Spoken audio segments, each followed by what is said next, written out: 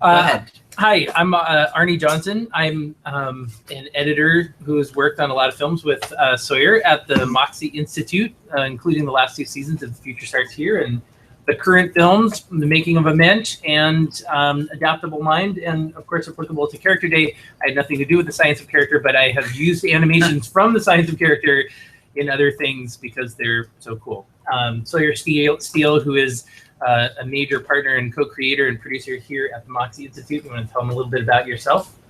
I am Sawyer. I've been making films with Tiffany Shlain for almost 10 years now, and the latest of which are the ones that are premiering today, The Adaptable Mind and The Making of a Mensch. And as Arne mentioned, also part of Character Day is the science of character.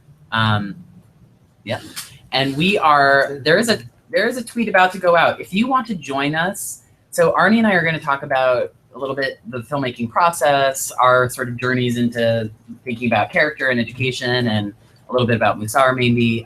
If you want to join us as a video, and you follow Tiffany Shlain on Twitter, we're about to tweet out a link that you can click and you can join us on video. Otherwise, you can ask a question here in the Google Hangout. And you can also ask us questions on Twitter with the hashtag Character Day, or on Facebook with the hashtag Character Day. And at the hashtag Character Day, you'll also see that link to join into the conversation as well. Perfect. So anyway, to kick things off, I know from coming in sort of semi from the outside, I'm not like a core member of the Moxie Institute itself, but I've worked a lot with all these folks. Yeah, almost. But one of the things that I really marvel at when I come here to work with everybody is the process and they're really innovating a lot in the way that they make films. They talk about collaboration a lot and they're in their films about how important it is to collaborate in this new culture. But there's also a real, a serious work on collaboration here within, including collaborating with all of you out there. So Sawyer, can you talk a little bit about how that sort of evolved and why collaboration is so important to the process here? Definitely. And I wish Tiffany was with us right now. I know she's on her way or getting ready to go to a screening at her daughter's middle school, and she's going to 4 or 5 different screenings today. But Tiffany, if you're listening out there and you can join us on video, you should come in. I know you are listening. Okay. So yeah, it is a very, very collaborative process around here. And if you've watched The Adaptable Mind, there's a line in there. I mean, obviously, a lot of it is about collaboration and some of the character strengths that go into collaboration. And then there's also a line about how it can be challenging and messy. And, so our minds are constantly sort of throwing out ideas and meshing together and coming up with new ideas. And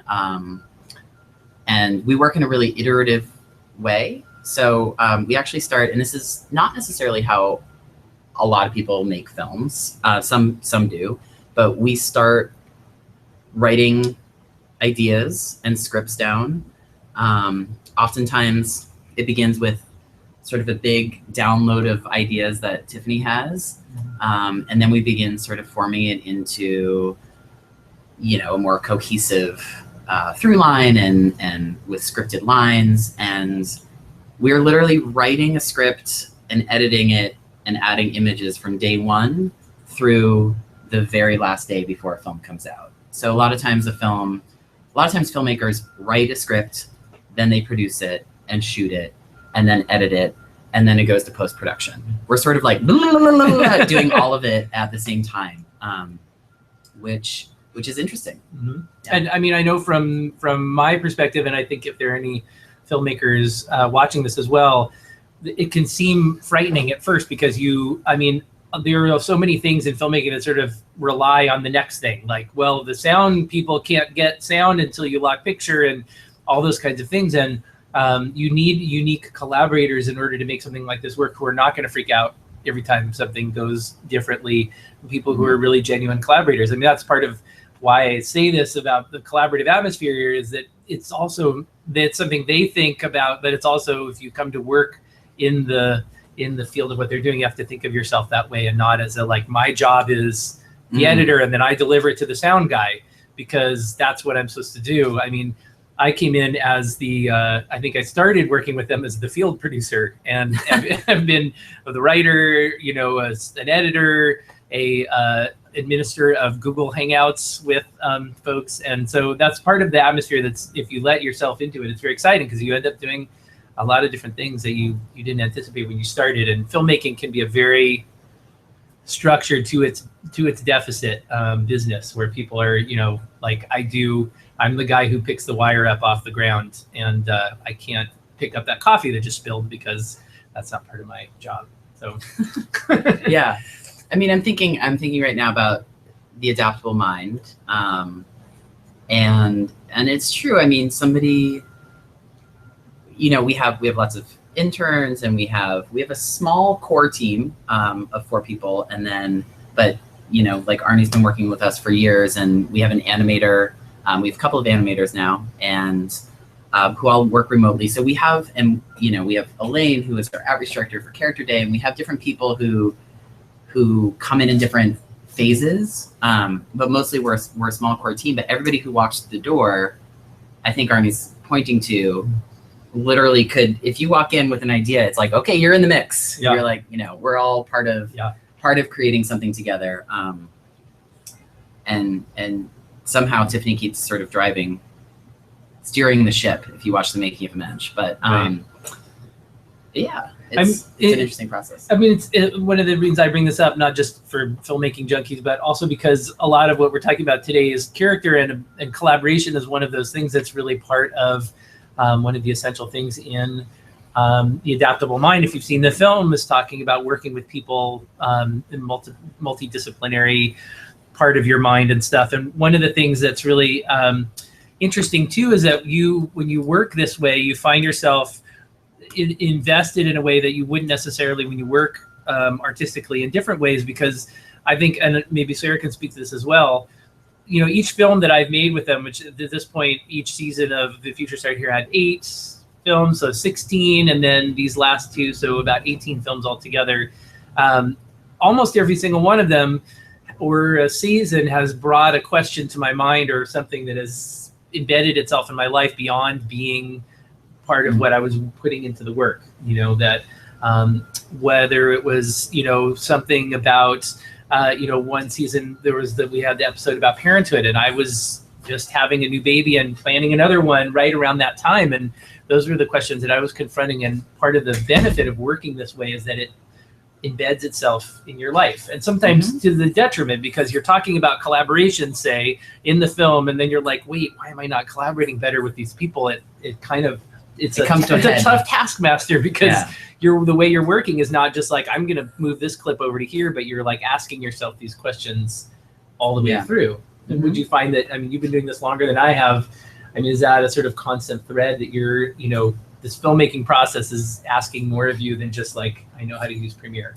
Absolutely. And I think it very interestingly with these films, which were very much inner work. I mean, they are about who you are and what your character strengths are and how you work well with others, and what you bring to the world. And I think as a team, we actually struggled with that even more this time.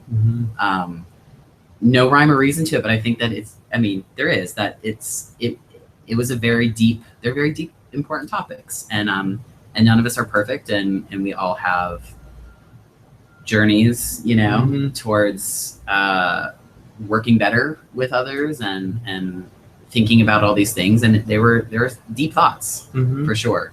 And even, you know, I thought that working on the making of a Mensch was really, really pretty cool for all of us, but especially as someone who's not Jewish and making the making of a Mensch and learning about all these practices of Musar through a Jewish lens that are so applicable to anybody, and thinking about incorporating those into our lives.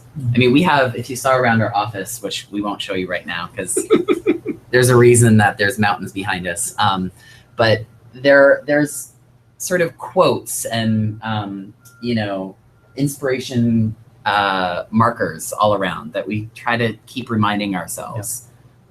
You know, when things start to get a little either messy or scary, or every creative process has periods of really, I don't know how this is going to come out the other side, you know, but it always does.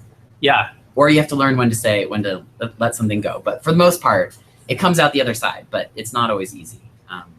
I think one of the big differences in your process is that I think a lot of filmmaking is messy and difficult, and it is a collaboration, but your filmmaking process is aspirational, like to be something more than just like filmmakers who get together. Like you know, even during the frustrating times, the reason it's frustrating is because minds are joined together trying to make something better and work, rather than somebody just being like, it's going to be this way, you go over there and get behind the camera and you get behind the lights and I'm going to make all the decisions. So part of the difficulty is intrinsic to the beauty and the opportunity of it, which is, you know, when you open up the world for freedom is oftentimes the hardest thing to handle, because everybody brings themselves to the game instead of just their skill set, you know. And I think that's one of the things that I found challenging, but also ultimately really influential in my own filmmaking process, was, you know, allowing more of myself into the process and knowing that it's going to come out in the end. I think that's for filmmakers, there's a certain amount of panic because you might have like a 21-day schedule, like it's not going to come out. Like Shane and I are always like quoting from Aliens, like, game over, man, game over. I don't know if you looked around, but we're getting our butts kicked, you know, like that whole sort of feeling of panic that creeps in. And it's been nice to like know that these conversations can happen.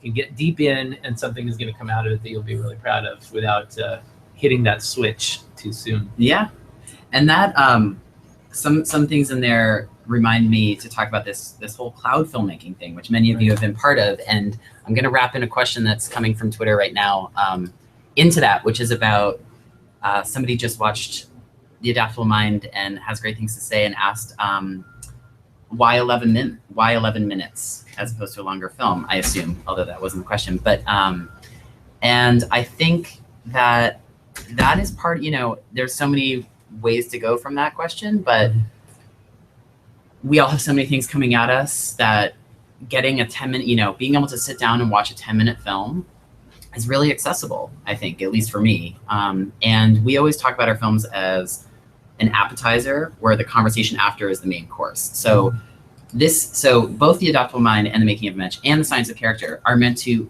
pique your interest and then dive far deeper into all the resources that we have on the site, talk with each other. We have wonderful discussion kits, which I will hold up in a moment, that just keep the conversation going. So these are just to whet your appetite and then keep going, because these conversations are lifelong conversations. And the other part of that I was going to talk to you is how we have been working with all of you to make these films too. So, you know, we have a really collaborative process here, but a few years ago, we started what we call cloud filmmaking. And that was such an incredible shift in the way that we make films. So we thought, what if we could make, instead of making, you know, a feature film takes a long time to make. It, you know, you watch a film and you're like, oh, great, that's great. But it could take years to make, and you have one film. And we had just finished a feature film called Connected.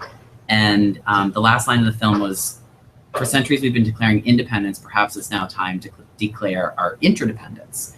And we thought, what if we took that idea and ran with it and made a short film series where that are all really about interdependence. And every film would have a topic that is so universal in terms of humanity, and it was short and accessible, and that at the end of the film, we would be able to customize it for nonprofits and schools all over the world. And so we will take any of the films that you're watching today, and we can make a customized ending of it with your logo from your school or your nonprofit, and it can look like it's your film. So instead of making one film, now we're making a short film that can then be catered to all of your messages, all the amazing work that you're doing out there in the world. And in order to make those films more universal, we would use all this technology and all this power of the web and invite people into the filmmaking process. So that's where we put out call for submissions. And at the end of The Adaptable Mind, you'll see lots of people raising their hands. And in the beginning, we asked people for examples of innovative stories of the 21st century, of a 21st century mind in action. And we got hundreds and hundreds of responses from all these different people. The making of Mensch, we got all these contributions. So it's this really, you know, wonderful thing where we're also feeling the ripple of what you know, the audience and what people in our networks want to be talking about, and then trying to infuse those into the messages. So it's not just us coming up with a message that's going out, it's actually this really sort of broadly collaborative process of coming up to what is it that people are really wanting to talk about today? What are the issues that we're thinking about? And do you find that, like, when you're you know, creating the materials, I mean, you're creating discussion materials, all kinds of things that are part of this process, are you already conceiving of that, which again is different than your normal sort of filmmaking process where there's this whole ecosystem? Is that part of the initial, like, we're going to make a movie and we're going to have these really cool things, we're going to support it and this conversation, is that already in the package of the creation? Definitely. Yeah. Definitely. And that's how Tiffany has always done things, and so that's how we've been doing things for a while. But it's like, you know, traditional Hollywood has things, when they make a film, they think 50% the film, 50% getting it out into the world. And that hasn't traditionally been the way that indie film works. And it's starting to happen more and more. But the way that we're getting out into the world are, you know, so that I mentioned the discussion kits. So if you haven't received one, I think there are still, we had limited supply, but I think there's a very small number still available. So this is for the science of character, and it's this package, and this is for the making of a Mensch. And then each one has a deck of conversation cards inside that can be used in all sorts of different ways. They have quotes, they have you know, really simple, provocative questions. They're meant to just, you can use them by yourself, you can use them in a group of 5, you can use them in a group of 50. There's so many ways to use them, so many different combinations of ways to use them. So you could be using them for years and years and years, and it doesn't feel like you're having the same conversation over and over again. They also come with a poster of the periodic table of character strengths. And yeah, so we would love, you know, if you haven't used them yet, dive in, or if you haven't received one, let us know, and we'll try to, hopefully there's enough left, but they're running out really fast. I wanted to point out how delicious the cover of this one looks for those of you who have had a wonderful homemade challah. I know that's a tradition in Tiffany's family for her to make a challah with her kids. In fact, I think that was in one of our films. Are there any recipes in here for perhaps making this delicious loaf of bread? Recipes for making good people, maybe, but there you go. No. Look at it, so metaphoric, woven together, all the character strengths in there. I'm just pointing this out because it makes me feel very hungry for delicious challah. It's Friday. Yeah, exactly. And it's Friday. Yeah. Shabbat shalom. Excellent. Okay, so we're gonna sign off. Okay. And we're gonna have we have Who's Next. We have a great lineup for the rest of the morning or afternoon, wherever you are. Right. We have Rabbi David Jaffe and Rabbi Ariel Berger coming on in about 10 minutes. It's gonna be a great conversation. So we hope to see you there. Thanks so much. Thanks. Bye.